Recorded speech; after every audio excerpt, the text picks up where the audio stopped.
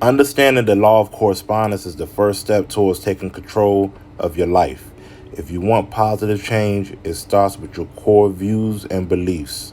Law of correspondence is all about communication, but not communication with the outside world, but the communication with different parts of ourselves, inner self and the outer self, one being a reflection of the other. However, I like to take it one step further and suggest that there is a third essential component to consider when understanding how this law works, and that is the relationship between you and your higher self. You've heard these sayings before: as above, so below, on earth as it is in heaven. Well, these ideas pertain to the line of communication or correspondence between the lower energies of the physical mind, the earth or the lower self, and the higher energies of the divine mind, the heaven or the higher self, right? The key to changing your physical reality is by realizing that you are more of a spiritual being than a physical one. Every step you take in your physical life reflects the spiritual self that is trying to be realized, which is why lessons are repeated in our lives over and over again until we learn them. When the transference of energy from our minds in the form of thoughts, emotions, actions, and words does not reflect a higher wisdom, this lower vibrational energy is in essence rejected and returned to us to revisit the same frequency until there is a match.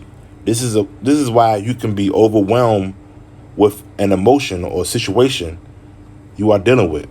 Instead of calling upon your higher self to assist in the resolution, your lower energies are being sent out and returned back to you saying, try it again. This is a constant motion that occurs in each situation of our lives. The law of correspondence teaches us to acknowledge and look at an issue until it is healed. When one's ability to move through a challenge gets closer and closer to being aligned with divine wisdom by coming from a perspective of peace and love, then those negative, difficult types of situations will stop reoccurring in one's reality. This is when real change can occur, right? And our outer reality, if our outer reality is unhappy, chaotic, toxic, or unfulfilling, it is a different result of what is happening inside of us. If we have low self-esteem, feel badly about ourselves, or constantly feel anger, hatred, or frustration, then our outer world will be a place of chaos. Just to show you what you are projecting.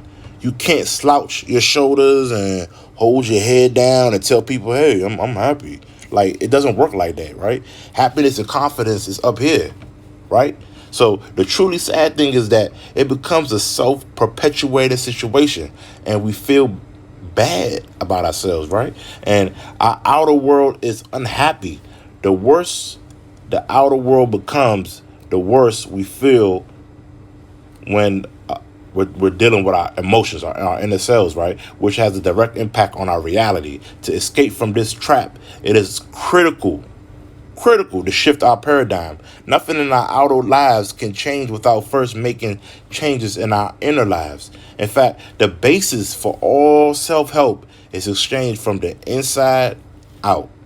Transformation is an inside job. It does not matter one bit what we change on the outside if we haven't done the work to change on the inside first. Our reality will continue to evolve so that it is a reflection of our inner beliefs and world. I know you've met people that have had plastic surgery but are still nasty and derogatory human beings. Changing the outside without changing the inside first is counterproductive. A lot of these subconscious programs need reprogramming for progression, especially if you grew up with negative parental guidance or in toxic environments. Names you were called as a child are still haunting you in your adult life today.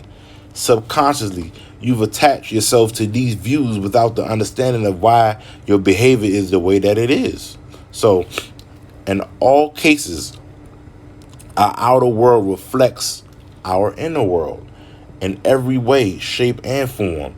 This is how the law of correspondence works. So if we desire change in our outer world, we must first change our inner world and our thoughts, beliefs, and attitudes. Let me put this in another way. Our current situation is a direct result of the way we think. If we want to shift our paradigm, then we must change the way we think. Dr. Wayne Dyer once said before, right? When you change the way you look at things, the things you look at change. Unconscious, lopsided perceptions are the cause of our current chaos you're experiencing in your life right now. Our thinking is the only thing on this planet we can take complete control of. Meaningful and lasting change is not possible until our thought patterns are dominated with what we internally desire for ourselves. This is difficult for most people to accept, right? Because it takes accountability to say, hey, I fucked my life up. And most people tend to blame others for the things that are wrong in their life because the ego isn't fond of accountability. Be honest with yourself. It's a lot easier on your ego to blame someone else for what is wrong with your life than it is to accept the responsibility. The truly wonderful thing is that by taking control of our minds and thinking, we take control over all other aspects of our life. This is the key to personal fulfillment and balance. By focusing specifically on what it is that we truly desire, and by eliminating all the thoughts of what we don't want, we can begin to shape, mold, and build a new reality. I don't like to give people problems without solutions. So here's some things you can do to benefit from aligning yourself with this universal law. Go back to the law of vibration and get on the frequency of others who are currently in positions you desire. If you're a real estate investor, for example, right? Download the app Meetup. Type in real estate investors in your city or real estate investment associations in your city and start attending all their meetings.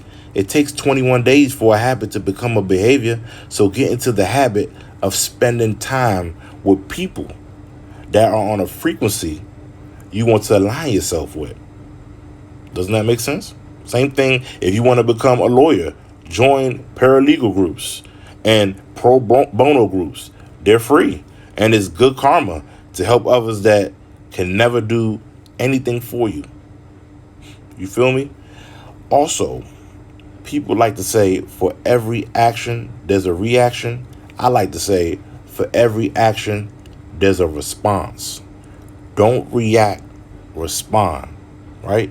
Once you discover the lower frequencies happening in your outer world, you can transform them by applying opposite energy.